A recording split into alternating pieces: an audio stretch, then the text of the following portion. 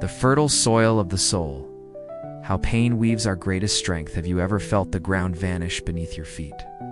I'm not talking about a stumble, a setback, a bad day. I'm talking about that split second when the universe you knew built on certainties, affections. Promises collapses in a muffled crash, and suddenly, everything is silence and dust. The phone ringing with the news that splits your story in two. The door closing for the last time, taking an imagined future with it. Diagnosis that repaints all your horizons with a color of uncertainty.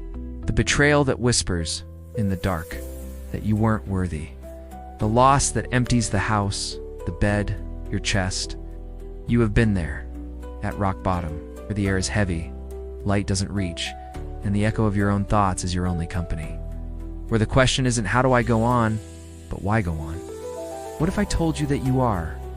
Right now, maybe sitting in your living room, beholding this phone with sweat damp, hands looking at the wrong place.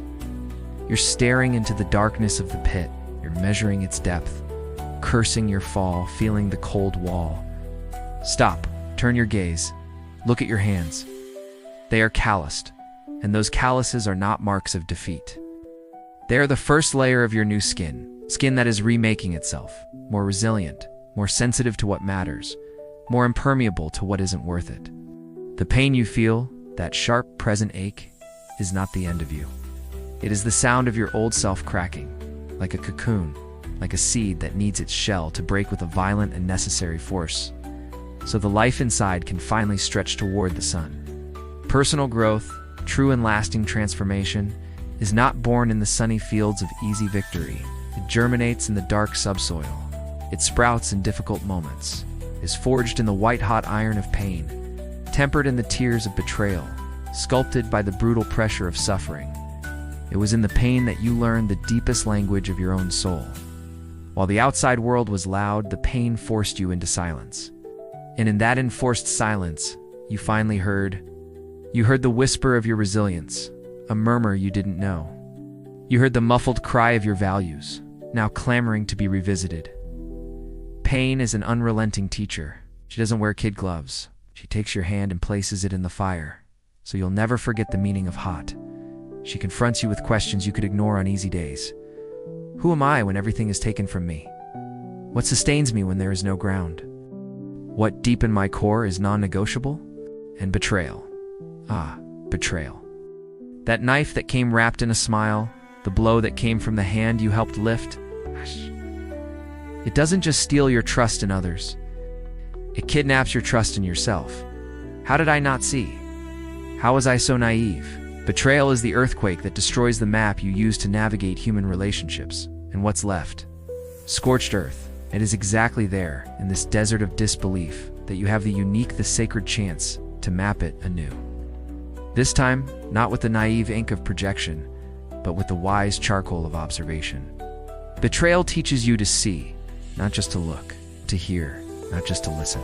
Replaces fragile expectation with solid discernment. You stop blindly trusting others and begin to trust radically in your own ability to perceive, to decide, to protect yourself. The strength that arises from this is not an armor of thickness and coldness. It is the strength of bamboo, flexible, rooted, able to bend in the strongest winds without ever breaking. Because your strength now comes from within, not from fragile external supports. And suffering. Suffering is the great alchemist. It takes the common metals of your former life, your fragile certainties, your superficial pleasures, your unconfronted fears, and subjects them to extreme fire. It is a process that seems like destruction.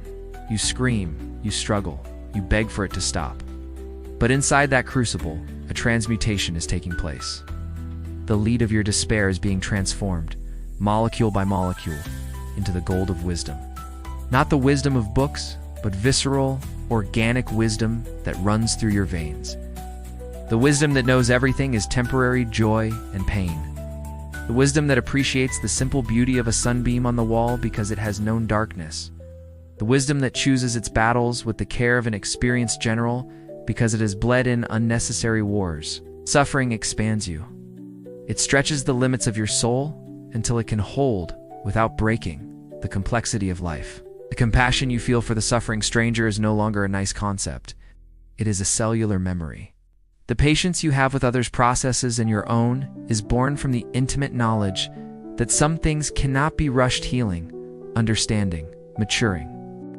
You didn't survive that by accident. You are not here, breathing, fighting, trying, because you were lucky or because the universe was kind. You are here because, at the height of the storm, a spark inside you refused to go out. A grain of sand in the middle of your bruised flesh said no and began to secrete the pearl. You are here because you were summoned to a war for your own essence. And wars are not won with borrowed weapons. They forged the weapon within you. Your pain was the forge. Your betrayal, the anvil. Your suffering, the hammer. Look back. Look at that person you were before the abyss. Do you miss them? Maybe they were lighter, perhaps more innocent, but they were also more fragile, more superficial, more dependent. They didn't know their own depth because they had never needed to dive into it for air. The person you are today, if you still feel broken, even if the scars still ache, carries a wealth the person before couldn't even imagine. You carry strength.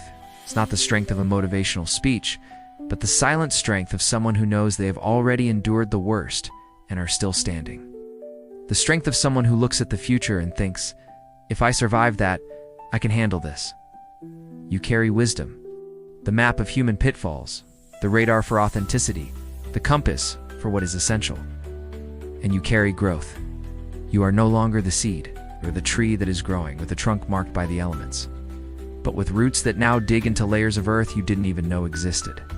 This is not a speech to glorify suffering. It is horrible, unwanted, and unfair. This is a speech to reclaim meaning from suffering, because if it is just a void, a dark stain in your history, it diminishes you. But if you have the courage to turn over that heavy stone and look at what grew beneath it, the mosses of resilience, the roots of self-knowledge, the small luminous fungi of a new perspective, then you transform the garbage of your experience into fuel for your journey. Life won't stop hitting you. It's like that. Cyclical, unpredictable, sometimes cruel, but you are no longer the same vessel. The pain stretched you. The betrayal fortified you. The suffering deepened you. The next blow will no longer find a thin glass cup which shatters. It will find a clay pot cured in the kilt. Cracked, yes, but capable of containing not only pain, but an immense amount of love, grace, and peace that you, in your previous version, would not have been able to hold without spilling over. Allow yourself to honor your scar. It is not your shame. It is your most important trophy of war. Touch it now. Feel the different texture on your skin, in your soul. That is the mark of where you were patched, stitched, remade. And what is remade is always stronger at the point of the mend. Personal growth is not an ascending straight line. It is a spiral. Sometimes you feel you are passing through the same place, the same pain, the same fear, but you are not on the same level. You are on a turn above. It's time you have the tools you forged in the last winter. It's time you know spring comes after. It's time you know you are both the storm and the shelter. The strongest seed is not the one kept safe in the bag. It is the one cast into the cold earth, covered in manure, forgotten in the darkness. It is there in the dark womb of suffering that it explodes into life. You have been that seed. You have been in the darkness. Look at yourself now. You are already growing. You are already cracking the cocoon. You are already stretching your stem toward your own light. Strength, wisdom, and growth did not come despite the pain, betrayal, and suffering. They were born exactly there, in the fertile soil of the soul that had been turned over by the hardest hoe. And now it is your turn to bloom. Thank you for getting this far. Subscribe to the channel and receive more videos like this.